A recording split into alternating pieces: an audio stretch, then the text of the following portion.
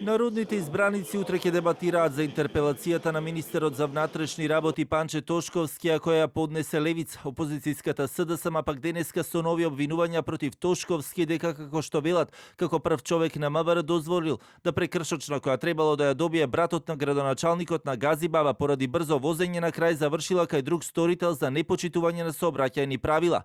Од партијата додава дека тоа е уште една од причините плюс поради која се става под сомнение професионалноста и начинот на кој Тошковски го води ресорното министерство. Станува збор за ова возило позади мене, Мини Купер, со скопски регистарски таблички, управувано од Далибор Стевковски, брат на градоначалникот на Газибаба, Борче Стевковски. Среде Скопје, братот на градоначалникот летал со 88 км на час, иако дозволената брзина е 50 км на час.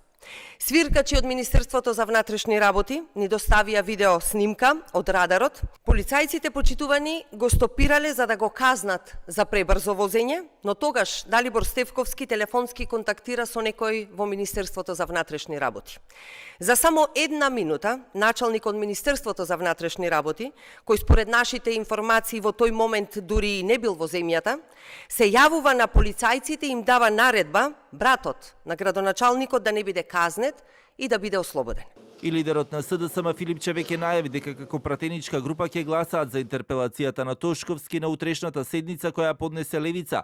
Од албанскиот опозицијски блок пак засега се уште без конкретен став како ќе гласаат. Телевизија 24 ја контактираше и пратеничката група на ДУИ, од каде кратко велат. Утре на координација на ниво на коалицијата Европски фронт пред седницата ќе донесем одлука како ќе гласаме.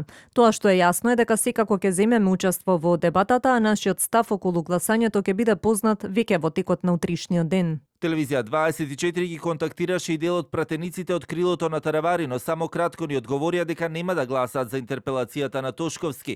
Интерпелацијата која Левица ја поднесе за Тошковски се базираше на 10 точки, од кои клучните 5 се однесуваа на настанот поврзан со дискотеката Пулс во Кочани. Нивната забелешка беше дека Министерството за внатрешни работи не ја извршило својата законска обврска за контрола на угостителскиот објект кој бил предмет на повеќе нерегуларности, вклучувајќи дозволена бучавост, точење алкохол, користење психотропни супстанции и присуство на малолетници, нелегална употреба на пиротехнички средства во објектот, зашто МВР има обврска да води евиденција и да превзема мерки.